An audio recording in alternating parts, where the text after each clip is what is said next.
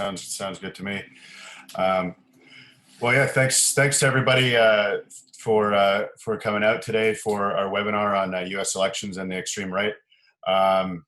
Yeah, so I guess I'm just going to go through some bios and some introductions, and then we'll get into the different participants, panelists, and getting their short sort of micro talks on their different subjects, and then we're going to sort of go into a directed question scenario for each of the participants, and then we'll go to Q&A from the folks who have come out today to watch.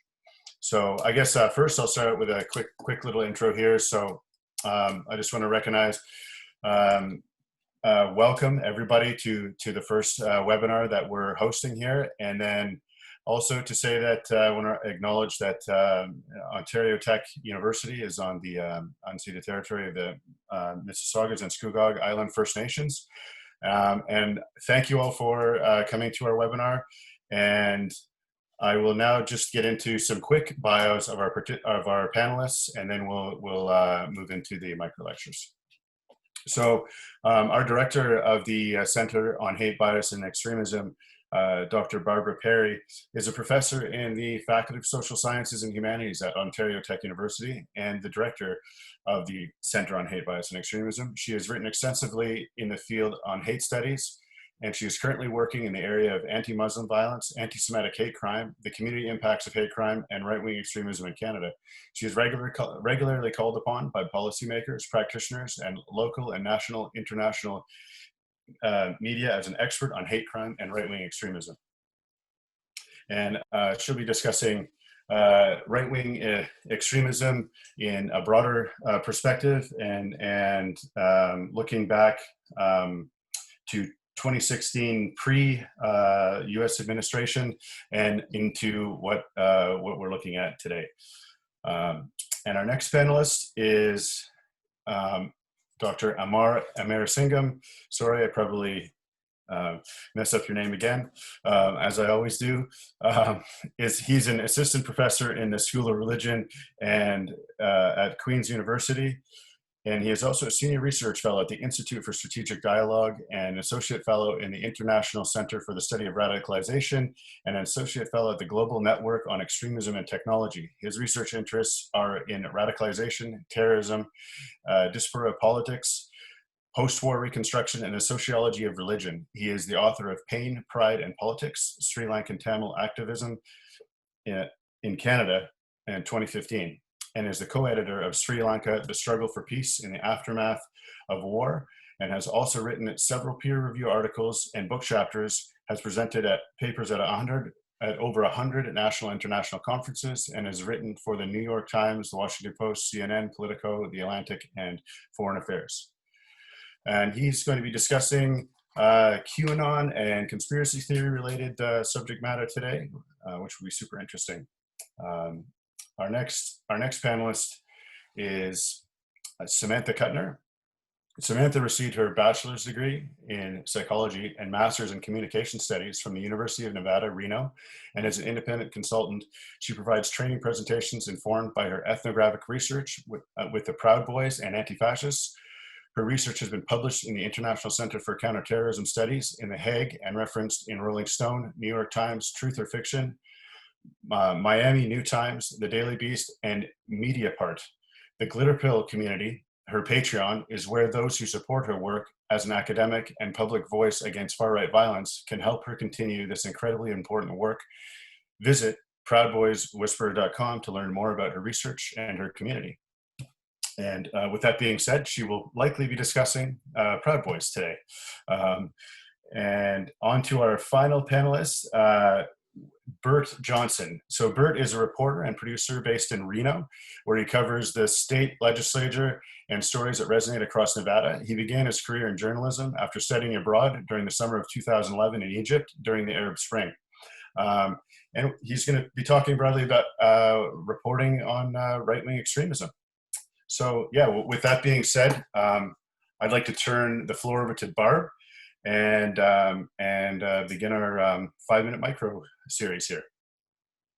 Great, thanks, Brad. I appreciate that. Again, I would like to welcome everyone to the Center's webinar and remind you that post-election we'll be holding the second version on the 9th of December. So tune in for that as well. Yeah, I sort of want to talk about, sort of the Trump effect part and part deux. Hopefully there won't be a part deux, and this is the end of the conversation, although even if he loses, I don't think it will be the end of the conversation. Um, really happy. I think with us we have, I think at least Tanner and Ryan was planning. I don't know if he's come on or not, but after the last election, the 2016 election, we wrote a few pieces on the Trump effect, and we've done a lot of presentations on same over the past 4 years. And of course, we saw in the Canadian context as well as the American context a really dramatic increase in far-right activity, online and offline, in the immediate aftermath of that last election. We certainly saw it, sort of growing with his campaign for leadership and with subsequent campaign for the presidency. But it really took hold after the election and after the inauguration as well. And so we saw, postering and flyers like we hadn't seen in a couple of decades, probably, at least in the Canadian context. Remarkable online activity and mobilization of the movement. Here we saw a growth in the number of groups and the number of individuals that came to the fold, if you will. Creating new groups, creating new chapters of existing groups. Offline activity evident in their very visibility in the rallies. I mean, we saw such a succession of rallies across the country, in Canada and of course in the US and elsewhere as well, associated with the far right in major cities and small communities alike. So there was a real dramatic and palpable impact of Trump's narratives, pre-election and post-election narratives around immigrants, around Muslims, around the Latinos, around others, trans communities, LGBT broadly. So it was readily apparent in fairly short order what kind of effect he was going to have. And of course, we saw that escalate over time in the sense that he was both implicitly and explicitly supportive of the movement. The failure to distance himself or the failure to call out far-right violence and extreme right violence when he saw it. The failure to call out the excessive and extensive and horrendous online narratives that we're seeing, associated with, a whole array of groups. That sort of a failure to call them into account is problematic in and of itself. But of course, we also saw much more explicit, maybe not engagement, but commentary, shall we say, that lent support and lent empowerment, I think, to so many of the groups. And of course, the latest example, which I'm sure Sam will talk about more, was what has been, soundly and roundly interpreted as, a call out, a shout out to the Proud Boys, only as an example, but the sort of the far right movement more generally. So 4 years later, with another election looming, we're probably in, we certainly are in an even worse position than we were 4 years ago. The movement has burgeoned across North America, obviously, and this election has been horrifically polarizing, as we saw around the debates, but just more generally as well, what we're seeing on the ground at the state level, the divisions and the conflicts within particular communities. I think we need to speak of nothing more than Michigan and the activity, the violence that we've seen there, the aborted attempt to kidnap and if not assassinate the governor in that state. And I think that we're also in a different context because we have to add that 4 years, let's say 5 years almost of Trumpism. Into that mix, we have to also consider the impact of COVID and the reactions to that. and the conspiracy theories that circulate there, whether it's QAnon or whether it's others that have been sort of glommed onto the QAnon conspiracy theories. We have to add the backlash to BLM and the anti-Black, anti-Indigenous racism movement. All of those pieces, figure into what we are seeing and what we'll continue to see over the next week and probably more than that.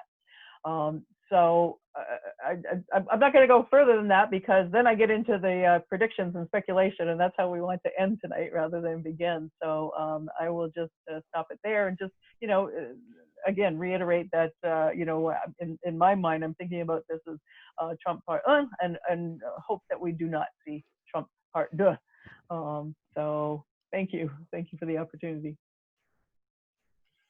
Perfect. Thanks very much, Barb. Yeah, if we can just move right on here, I guess, to Amar, and then yeah, we'll looking forward to hearing your thoughts as well. Sure. Yeah. Thanks to the center for having me. I'm just going to, I guess, first start with a little bit of bird's eye view, much like Barb did, of some of the things that I've been thinking about leading into the election. I guess first is, and these are kind of obvious points in many ways, but I just wanted to put them on the table as things that we all kind of agree on going forward, or at least mostly agree on. First is, of course, we've never seen an election like this. that is a pretty obvious statement, at least in the recent past. I've never heard so many people talking about the potential for violence leading up to an American election ever before. Not that I'm, old or anything, but I've never heard that kind of conversation leading up into an election.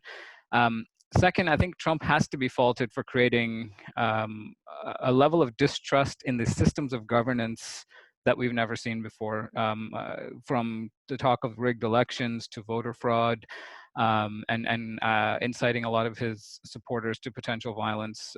We haven't seen quite a bit of that. The third thing, of course, is this issue of electoral transition.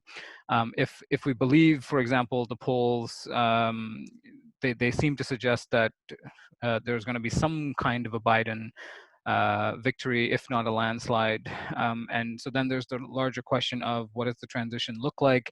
Does Trump have it in him to make a concession phone call? Does Trump have it in him to, set up a transition team, invite Biden to the White House and have that conversation? Is his ego going to allow him this to happen? What is November, December, January going to look like leading into the inauguration? What kind of polarizing speeches are we going to see? What kind of policies might we see? And so quite a bit of that has been things that I'm thinking about. Fourth, and Barb kind of touched on this, is there's going to be a whole host of issues, regardless of who wins, that carry on into the next year at the very least. And a lot of these have to do with the second and third order effects of the COVID pandemic, the kind of momentum and energy that the far right has built up over the last 4 years.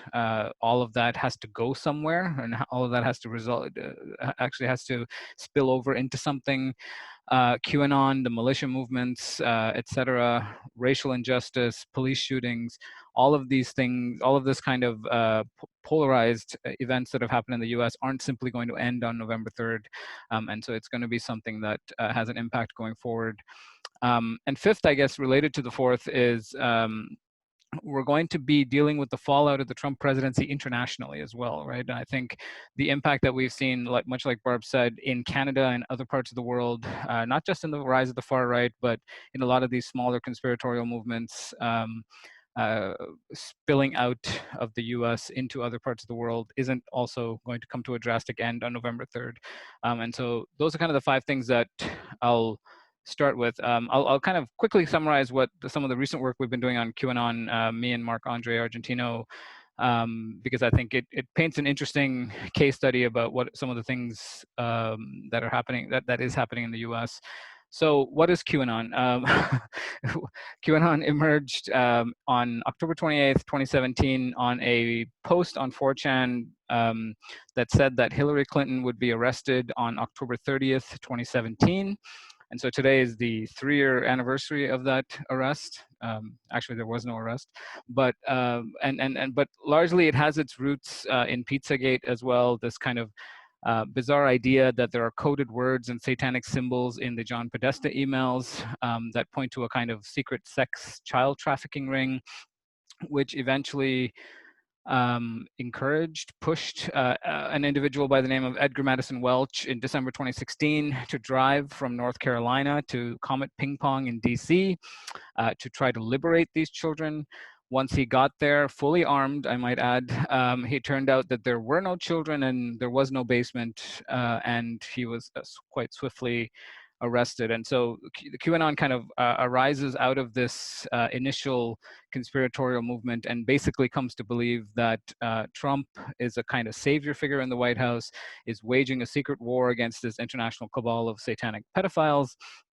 And from this kind of start in the US, it has now landed itself in a variety of different forms in at least 77 countries, according to Marc-André's obsessive count.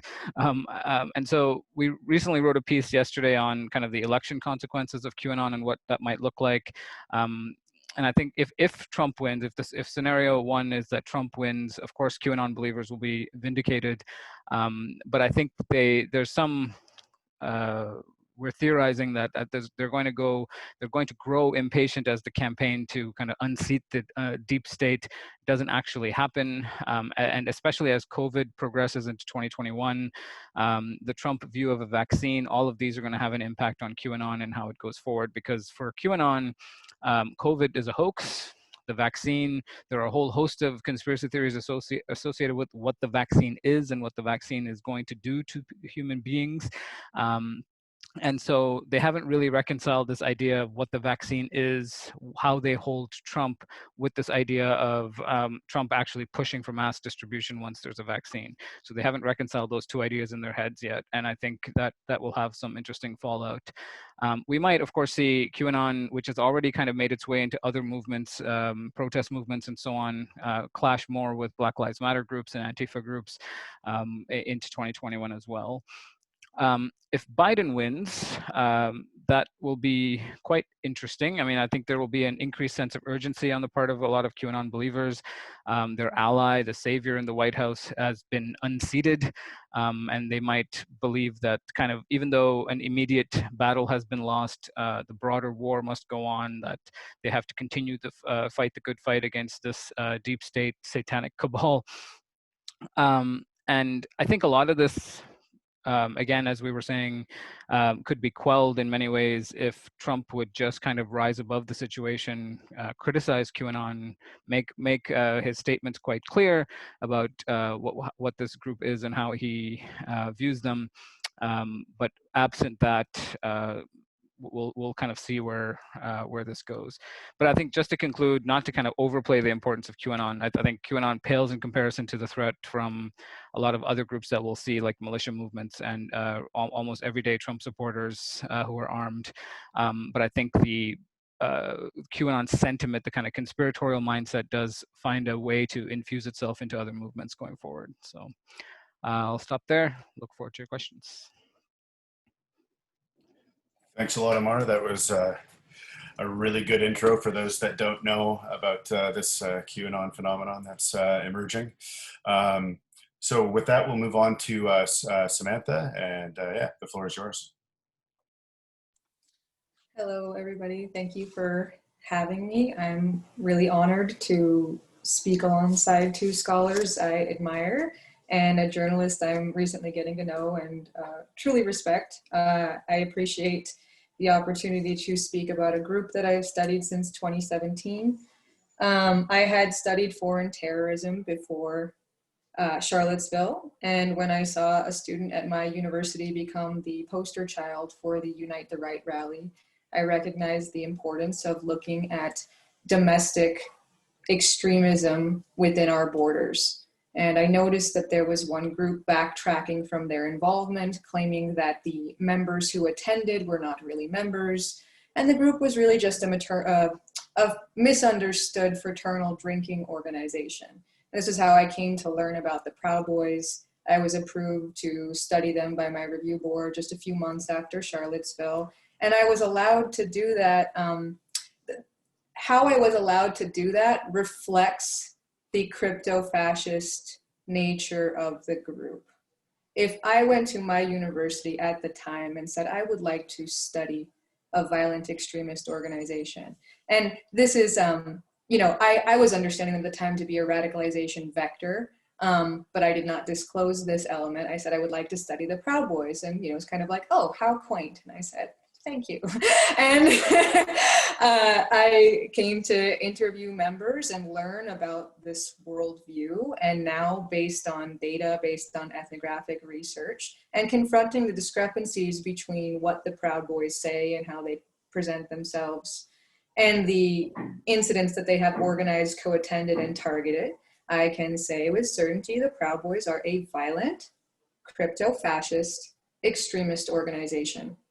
They obscure their intent through satire, irony, and they engage in a tactic that is more commonly seen in the field of intimate partner violence, something that Jennifer Freyd at the University of Oregon has covered in depth.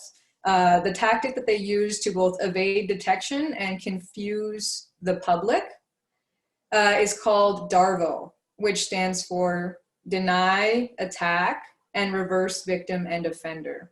So when somebody calls attention to systemic racism and encourages others to just be open to the possibility and the reality that Black lives can and should matter, the Darwin response is you must be racist against white people.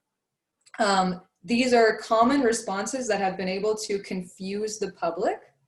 And because we live in a patriarchal system,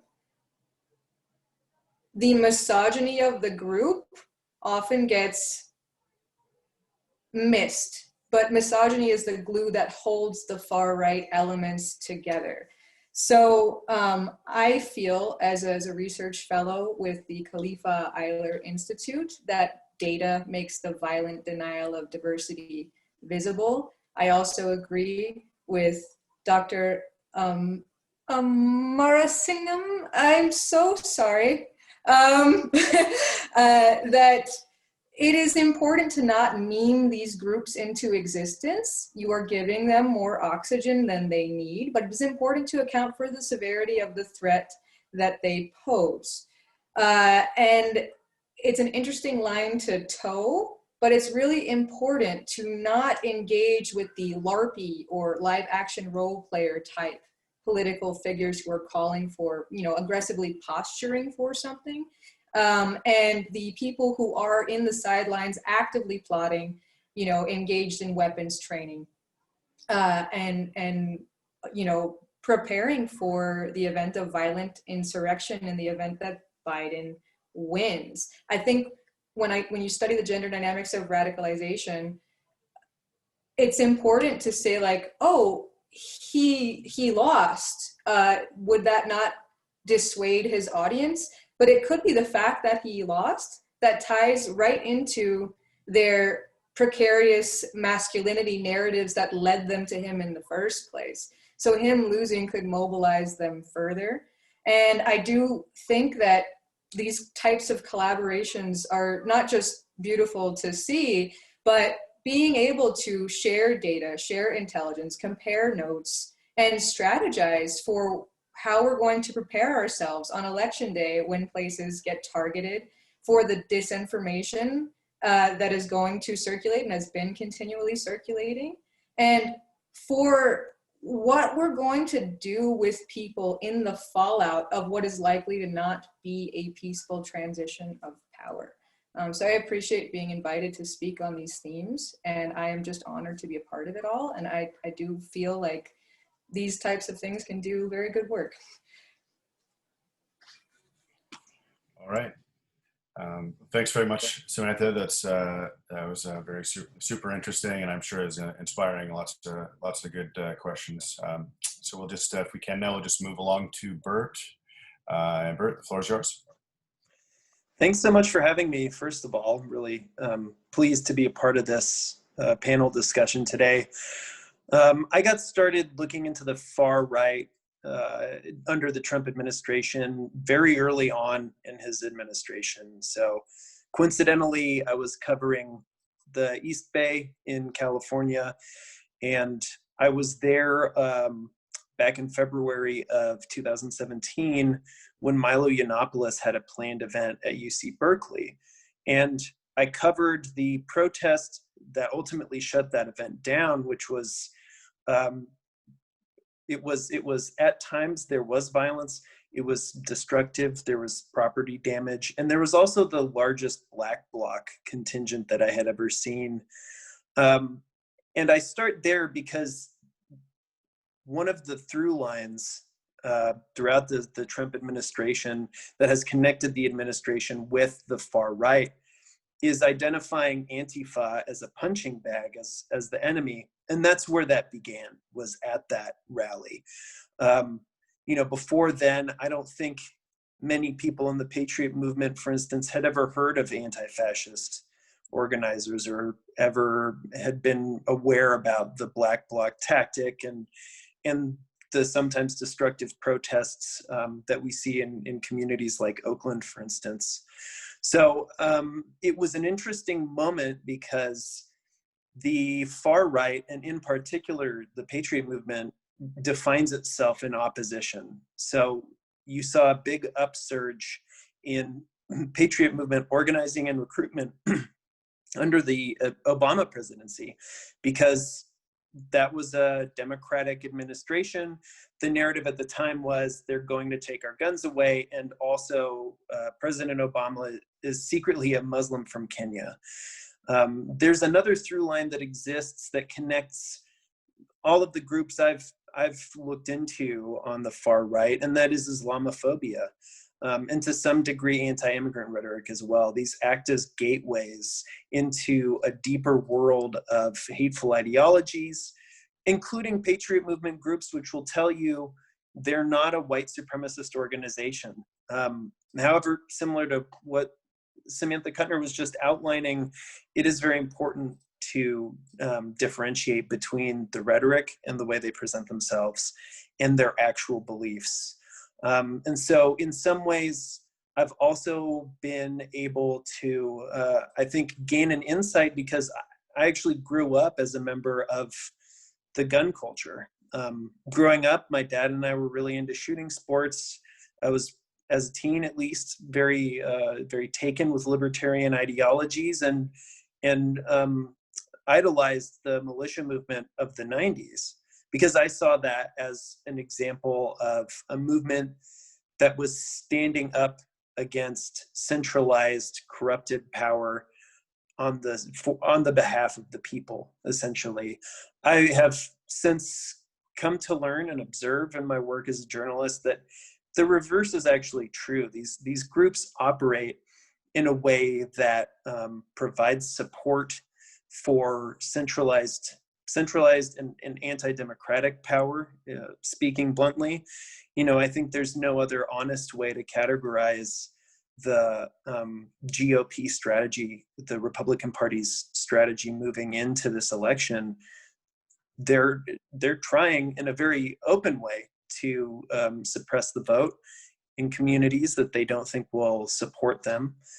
And that's largely because they have failed to adapt their platform to the changing demographics of the United States.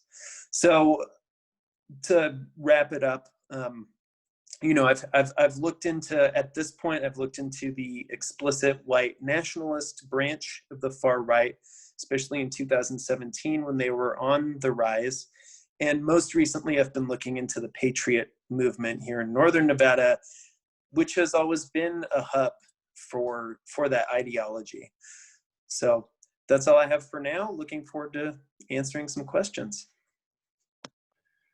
Great, thanks a lot, Bert. That was super interesting. Yeah, I guess if we can move into now, we have a sort of an area where we've prepared some questions for the panelists. And get some short answers from the panelists, perhaps maybe 4 or 5 minutes. just your thoughts on these different questions that we have here. So I'd like to start out. We'll just go in the same sort of way that we've gone here from Barb back through the group here, and start out with your observations on increases or probably not decreases of associated far-right political climate and violence associated with pre and post 2016. Barb, can we start out with you there? Yeah, I mentioned a little bit about that in my opening statement. And before I go on, just let me say, what powerful opening statements you all had. I think it, really helps to focus us. So I appreciate that. Yeah, I mean, we've certainly seen, I think, to some extent, much more violence in the U.S. than we have in the U.S. or in Canada. But, we've not been without our problems here, unlike anything we've seen before within the last 5 or 6 years. I mean, some of it predates Trump, but some of it is post-Trump as well. 19 deaths associated with mass homicides that are attributable to far-right ideologies. 3 RCMP officers killed in Moncton, 6 Muslim men killed in Quebec City, 10 people killed in downtown Toronto. And all of this associated with the far right. We've seen an increase in hate crimes in the Canadian context, 47% from 2016 to 2017, which is unheard of in any other category of crime. Had it been any other category of crime, it would have been considered a crisis. We would have had a national inquiry, and that didn't happen, which is really unfortunate. So I think that we have seen an uptick in violence, and perhaps as concerning as that is the dramatic increase in violent language and violent imagery associated with some of these groups. So people ask me, what groups worry me the most, and I'm sort of with you, Bert. It is sort of the Patriot movement, those who are armed. And as we're learning in the Canadian context, many of them are coming heavily armed, but also coming from military backgrounds as well. So they have the training, they have the arms, and they have the xenophobia. And you add those 3 pieces together, and I think the potential is really disconcerting and enables violence, if not within their own groups, then external to them as well. So they all become, those narratives, it all becomes part of the ecosystem that enables violence generally, not just that associated with the far right, but the increase in hate crimes that we're seeing as well. So absolutely is something to keep our eye on, and one of the key reasons why we're so concerned about the outcome of this. I shouldn't say the outcome, because win or lose, it's going to be a nightmare. But I think just we need to be concerned about the aftermath of this election in particular. Yeah, I think I agree with much of that. I think part of what I'm worried about also is how many of these guys are at the ready to do something, right? And so they also see Trump as this kind of charismatic leader. We saw, I think it was the Oath Keepers, actually put out a statement on their Twitter account saying, we're just waiting for Donald Trump to give us the order, or something along those lines. And so there is this kind of readiness on the part of some of these groups to do something. And again, it would be great if Trump rose above the situation and actually said something to quell some of this, but he doesn't seem capable of doing that. And let me also say, I think when we define violence, I think that's quite important, right? Because when it's not simply the kind of overt acts of violence or quantifiable acts of violence that are the problem here. There's this kind of everyday sense of animosity and antagonism and animus against particularly the Muslim population under the Trump administration, and probably even more if we go into the second administration, against Muslims, against immigrants, against refugees, which causes tremendous harm to the already marginalized populations. And so when we talk about violence, I think it's a much more broader conversation as well. And so, it's no coincidence, I think, that Trump tweeted, I think yesterday, that he's blocking immigration from Yemen and Somalia and some of these countries where it's a kind of, his classic singles from 2016 are making a reappearance. So I think that's also something that we have to be cautious of going forward.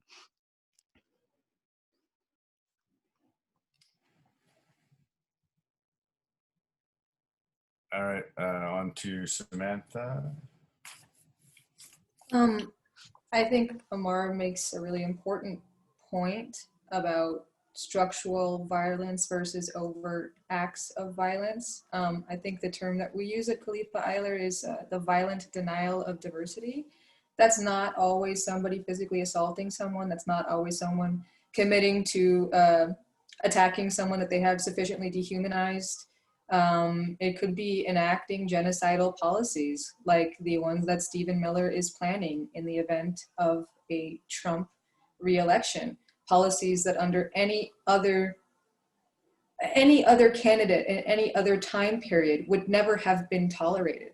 Trump has opened the door for the rabid anti-Semites, the Islamophobes, the anti-trans people, the anti-immigrant people, the ones who are confronted, as Proud Boys are confronted with the human rights violations occurring at the border, the mass hysterectomies, and saying, well, their parents shouldn't have come here illegally. This belief in what my mentor Mick calls, like a hyper just world belief that enables like the myths of meritocracy, that enables the systemic oppression to continue, that enables the policies which limit the agency of Black and brown people.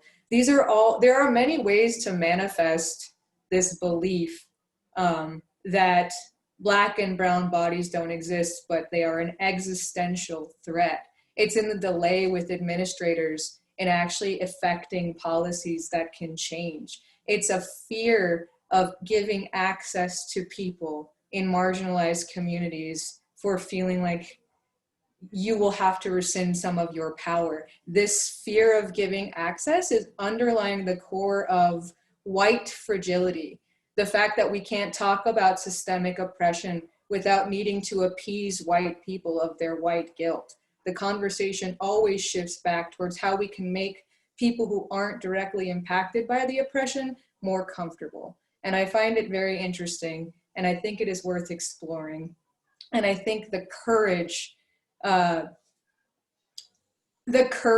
is needed to actually affect change within institutions is not always there because people fear repercussions. And I know we were talking about what is going to happen, but I really think embracing the celebration of diversity and really being able to stick your neck out for people and pull them up along with you is going to help combat some of the terrible things that we're seeing. And I think that there is not going to be a peaceful transition of power. This has been brewing, like Bert has said, since Obama was elected, and way before that, as Kathleen Belew can tell you about in her book, Bring the War Home. And these are all things that we're in this enormous period of uncertainty, but we also have this enormous opportunity to come together and strategize and plan and reaffirm our commitment to democracy, not just in the United States, but globally. Okay, yeah, we'll just move on to Bert, and then we're going to start with some audience questions after that. Thank you. I think it's really important to begin with the violence that's inherent in the ideologies that you see in different groups on the far right. So for instance, if you look at some of the white nationalist groups that emerged early on in the Trump presidency and during his campaign, they were explicitly advocating for the ethnic cleansing of the United States. Of course, at the time, they were also following the model of Richard Spencer, which was to put a nice haircut and a pressed shirt on the hateful rhetoric that they were presenting to the world. And by doing that, they were able to change the conversation and say that, well, we think that different ethnic and racial groups should be separated because everyone will be happier that way. I did extensive interviews with Nathan D'Amigo, who was one of the thought leaders in that movement here in the United States. And he would tell me, a model we want to see is a peaceful ethnic cleansing like what you saw after World War I. And anyone who's familiar with the period following World War I will understand right off the bat that that doesn't make any sense to say, first of all. But the more important point is that for Nathan D'Amico, I believe he understood very clearly what he was saying, but again, using those rhetorical tricks to disguise the true intent behind his words. So we have the violence, the rhetorical violence, the ideological violence that defines these groups and their viewpoints. But then you also have physical violence and political violence, which is important as well. And so going back to Nathan D'Amico, he became famous on the internet for assaulting an anti-fascist female protester who she's rather short. She's a light person. And he's a Marine combat veteran who's been fighting with people for years. So when he assaulted her, he punched her in the face, and the video of that event went viral and yielded new interest and new recruits for his group in the wider movement. So they often pursue a strategy where they will create the circumstances for political violence that they can then use as a way to spread their message further and to gain more support for themselves. Looking forward to the election, I'm very concerned about violence at the polls and violence in the days afterward. And I think there are many reasons to be worried about that. We've seen a lot of inflamed rhetoric among groups on the right, especially the Patriot movement right now. They're really fond of sharing memes of Kyle Rittenhouse, who was the 17-year-old who was filmed fatally shooting 2 people in Kenosha, Wisconsin, and wounding another. They celebrate that act in their online communities. And there's also the history of electoral violence in the United States, especially at times like the Reconstruction era South, the backlash against the civil rights movement.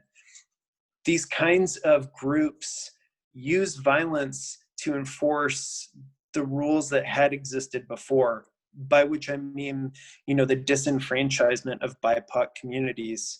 So an example of that disenfranchisement is Native Americans in the state of Utah didn't have the vote until 1962. And what we see is in the far right movements, they're trying to move the United States backward into a time when the vote was reserved for white Americans, and specifically white men, I think is often really the ideal they have in mind. So they essentially become extra legal agents applying violence or threats of violence to suppress the vote of communities who they don't want to see gain access to political and economic power. All right. Yeah. Thanks, Bert. Now, if we could just I'm going to move over to a question from the audience, and then we'll go back to some more questions. So we have a question here from Beth Goldberg, and it is, as mainstream platforms crack down slowly on movements like Q and groups like the Proud Boys, what are their new favorite platforms to regroup on, and where are they recruiting from when some of their mainstream bully pulpits are removed? So I think maybe Amar or Samantha on this one. Sure. Yeah, I think so. For me, the 2 platforms that I'm watching most closely are Telegram and Parlay. Parlay is pitched as this kind of free speech Twitter. The interface is quite similar to Twitter, and a lot of the people that have been kicked off mainstream platforms like Twitter and Facebook and Instagram and have actually moved to Parlay and set up accounts there, and so they're quite active on that. And some of them have already racked up several tens of thousands of followers on there. Telegram is still is quite popular with the far right, a whole host of different far right groups. You may remember November 2019 was when ISIS and a lot of jihadist groups were taken off by Europol, combined Europol and Telegram campaign. They never really recovered from that, and a lot of these jihadist groups have moved to Hoop Messenger and so on. But the far right on Telegram has been untouched. And so some of these Telegram channels have thousands of members and are quite vibrant and active. So I'm sure some of the older platforms are still important, like Discord and things like that, which I've never really gotten into. But Parler and Telegram are quite key at the moment, I would say. I'll just briefly add that, you know, when you think about the event of Gamergate and how it allowed all the far right groups to coalesce, those gaming platforms are still important to focus on. Right now, I am just starting to venture into DLive. It's their live streaming platform that's comparable to YouTube. You can also share content across YouTube, if my understanding is correct. And they have a wonky donation system where you can buy like lemons for somebody. I guess the more arbitrary, the less likely you are to see it as a threat. You know, who would think about buying lemons to fund a terrorist attack, you know? But that's just another to consider. Unite the Right rally, the leaked Discord chat showed that, you know, there were groups that were saying this is not for the statue, this is a pretext for a violent show of force. So continuing to monitor, having dedicated teams that collaborate together, monitor the platforms and see how they're spreading rhetoric across platforms is going to be good. Also really quick, social media companies have just started as of yesterday, I think. They will share like when you post something, it's like YouTube video shared on Twitter. I don't know if you guys have noticed that in the last day or so, but I think that that's going to be enormously useful to see how rhetoric is spreading across platforms. So yeah, just my 2 cents. Great, yeah.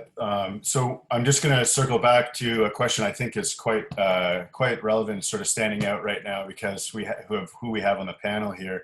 So violence, media responsibility in reporting, provincial, on the national scale or state level or provincial level. I mean, I think there is a degree of media responsibility here that I think some outlets are missing, the way that they frame things. I mean, Amar touched a little bit on this about the how certain communities are marginalized and have been over and over again. I think everybody's touched a little bit on that, and I think sometimes the media, the way they report things out there. I'd like to hear some comments, maybe particularly from Bert on this one. Yeah, happy to. I will start by saying the process of figuring out what the media's responsibility in all of this is ongoing, and so I'm always open to suggestions and hearing feedback, especially from listeners and readers in the wider community, because in many ways, as I mentioned, during my intro speech, I've got a background that helps me kind of parse some of the meaning behind the rhetoric in the far right. But that said, this movement and its resurgence in connection with the Trump administration caught a lot of media organizations flat-footed, especially mainstream ones. And I think there has been some growth and some change, but at the end of the day, I do think it's crucial that we look into these movements and their actions in a way that's clear-eyed and very, very explicit, very clear, which is to say the violence that they commit is not an accident. It's part of the strategy they pursue. I just recently published an article looking into the potential for violent confrontations around the election here in Northern Nevada, because, well, for a number of reasons. I think, first of all, I think it's vital that people understand what the threat is, especially when it comes to the Patriot movement, because they've enjoyed a certain amount of, they've gotten a free pass for a long time from mainstream culture and mainstream media. And so, you know, in some ways, I think it's also really important to look at the influence that that can have on a movement down the road, because that is the most dynamic part of the far right at this point. And I think they wouldn't have been able to get there without a lot of credulous media coverage that gave them the platform they needed to spread their message. Fair enough. Thanks a lot for that. I'll go back to an audience question here, and I think maybe I can direct this one your way, Barb. What advice, this is from Hickam, what advice would you give to college professors teaching youth who might be drawn towards far-right extremism? I saw that in the chat. It's a really challenging question. I mean, one is, I mean, these sorts of questions around systemic racism, systemic sexism, you know, all the things that underlie the success of the far right movement need to be challenged across the curriculum and need to be embedded in our curricula, so that we are challenging some of those narratives on a regular basis, the narratives and the practices on a regular basis. If in the case of students who appear to be sort of leaning or being drawn into the movement, that's especially challenging, because in the Canadian context we don't have many venues for engagement. Brad will talk about life after hate. I don't know if he'll get an opportunity today, but at some point, perhaps the next one he will. So those sorts of organizations, but at the local level, we don't really have those kinds of supports that we can direct youth to. And so I think the one-to-one engagement is a good start in terms of conversations, and not judgmental conversations, because that will just sort of turn them in the other direction. But I think one of the things that you find especially effective is asking questions rather than giving lectures. So where does this come from? What's the value? What's the appeal? So drawing them out rather than sort of trying to pound it out of them through your own language. So I think trying to find what resources might be available locally. If not locally, then what are some of the online kinds of resources like Life After Hate and other similar bodies. I think always starting with that one-on-one engagement. It depends how deep they are into the movement as well, right? I mean, I think if the early off-ramping, there's a lot, the situation tables across Canada, there's Organization for the Prevention of Violence, there's the Montreal Center, but who's to say these individuals will agree to speak to any of these people?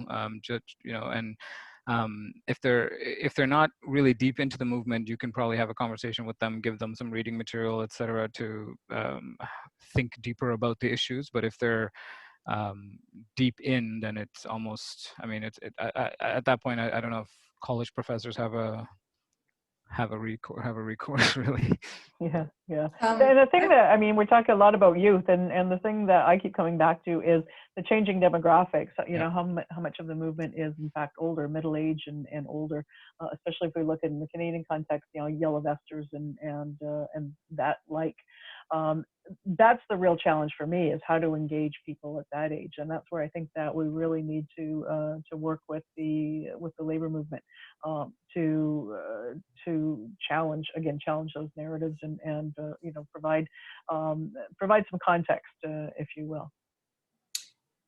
As someone who's helped facilitate the disengagement of third degree and above Proud Boys, I can say that understanding if they're completely conscious of their manipulations, or they have taken the red pill without considering its implications, assessing where they're at and their degree of radicalization is important. For professors, prolonged contact, using the contact hypothesis, prolonged contact with counter-stereotypical individuals over time can reduce prejudice and hostility. That's been empirically shown, but in a situation like the university where a professor has multiple students to juggle, that's not really a realistic outcome. what I do in my consulting primarily with universities is, counter narratives that affirm the university's values while also engaging. Like I've had Charlie Kirk, I've interacted with Charlie Kirk directly when he came to campus, and, having the pushback, but thoroughly understanding the legitimate grievances behind the path they've taken. So, utilizing people with subject matter expertise who can help prepare, strategize, and also, like one quick thing is the concept of conditional positive regard.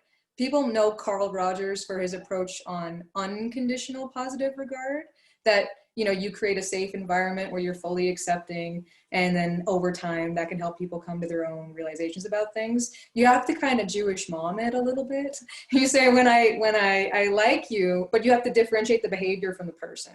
I like you in general, but when you do this, I don't. Let me tell you why. And having the care and concern, but also, like asserting dominance. I know that sounds strange, but as a Proud Boys whisperer, that's a thing. You have to assert dominance with these individuals and show them you're not someone to be messed with, but you will listen to them. And once you meet them at that level, a lot of that falls away over time. But it really depends on universities. It depends on their unique situation. It depends on the thought leaders these individuals are believing in. But if anybody needs brainstorming or help or strategizing, I'm happy to do that. That's my jam. That's my wheelhouse. I love that stuff. So. Sounds good. Thanks a lot, Samantha, and other panelists there for the answers on that question. So I'd really like to move on to this this question here, because I think everybody will have some insights on this. So what are people predicting in regards to mobilization of RWE after the election? Trump win, Trump lose? I'm not saying fingers crossed either way, but I'd like to hear some people's outlooks on this. We start with Bart, maybe. Yeah, I'll be quick and to the point. It's a lose-lose situation, and I think some of you have alluded to that already. If he wins, obviously that is vindication for him and for his followers and his minions. So that's problematic, and may result in celebratory violence, if you will. If he loses, then that is the exact opposite. Obviously, this is another basis for their grievance. It's actually further proof. And what more proof do they need that that their voices are being silenced? So I think that there's plenty to fear, both on election day in terms of the potential for violence at polling stations and in the aftermath. Oh God, I hate to say it. I really hope I'm proven wrong next week. Yeah, no, I mean, the last line of the article we just published was, "We hope we're wrong," right? I think the opposite is quite unthinkable. I mean, I think the potential, the kind of the variety of different kinds of violence that could happen leading into the election, on election day, and over the next couple of months are kind of too much to think about.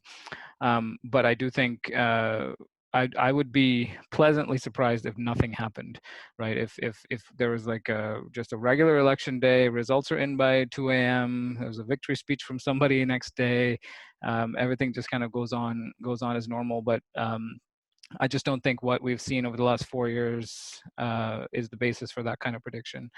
And so Trump has openly called for patrolling voting stations.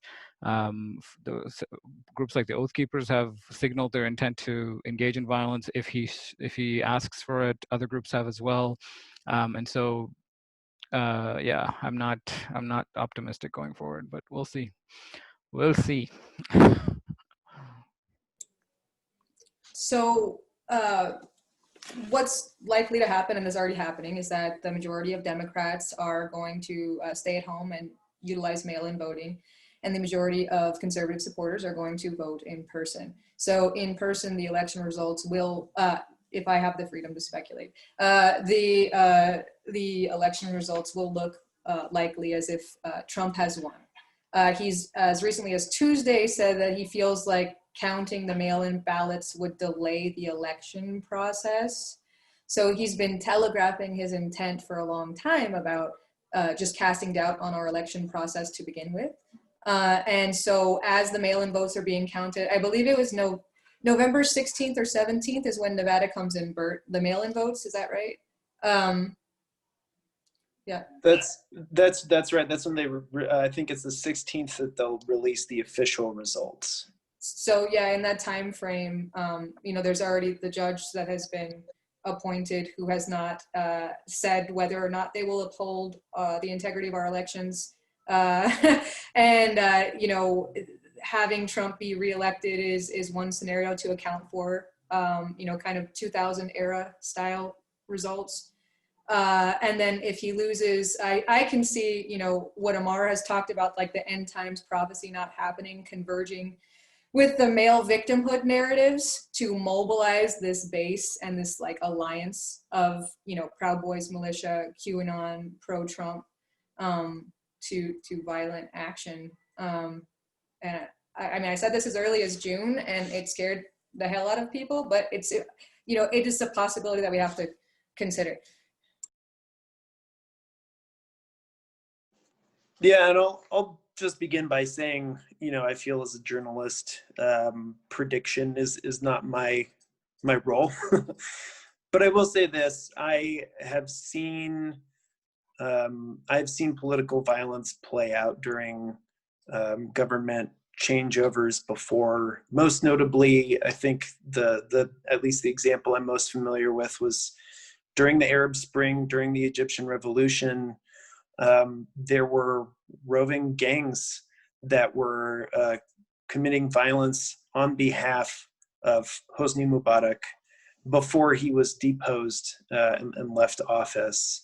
Those are called the Buddha Gaya. And I think their most famous kind of assault was called the Battle of the Camels, where they essentially rode in on horseback and camelback to assault the crowd of protesters who had been camped out in Tahrir Square for months at that point.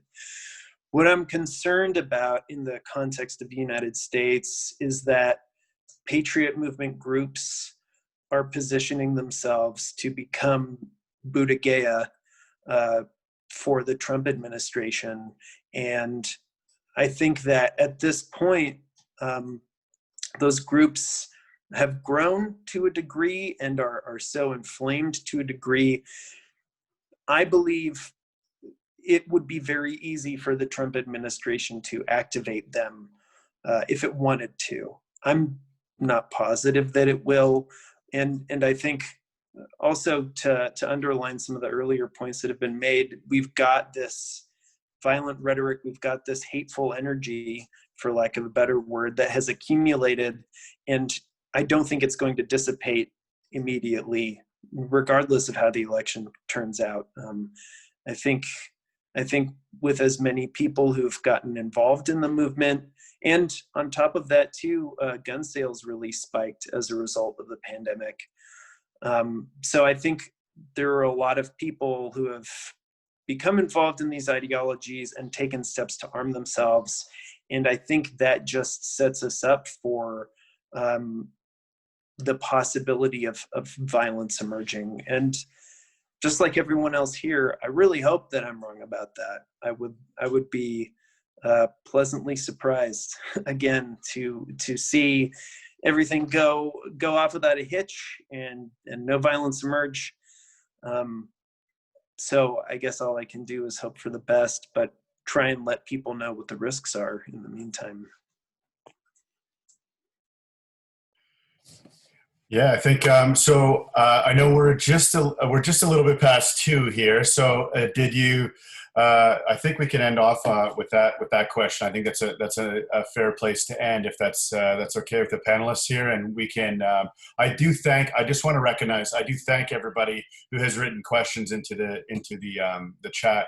And I wish we could have gotten to there. I will say that.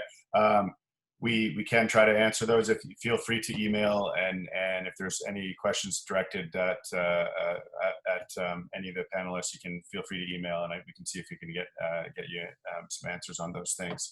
But yeah, I mean, I'd really like to thank everybody for the things that they've brought to this conversation today. I think this is a really, really interesting conversation, and I think you know, as much as we're all sharing out how worried we are about this scenario, I think we also have to say to ourselves that we, if together we can, Mara was talking about the different things across Canada, the different places that we have that address these different things.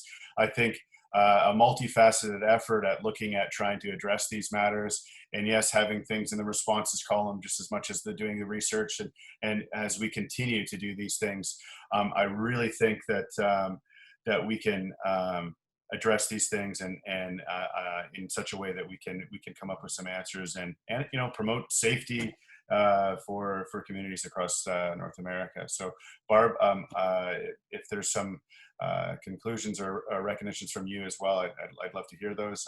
Otherwise, I think we're good. Yeah, well, thanks for that, Brad. I just want to thank everyone who joined us, the folks in the audience, if we call it that, online, and yeah, absolutely, for those questions, and hopefully we can continue this dialogue offline as well. A special thanks, of course, to the panelists who joined us on relatively short notice, but what incredible insight that you all provided. And certainly lots of food for thought. I've put in my chat here that I hope we can stay optimistic, but I think we've ended on rather a gloomy note here. But you know, the bottom line is, as we've all said, I think I hope we're proven wrong. So thank you all, and happy Halloween. Yes, happy Halloween, everybody. Wear your masks. Okay, great. Good. Thanks, everyone. Okay, thank you. Bye-bye. Bye. Thank you. Thanks.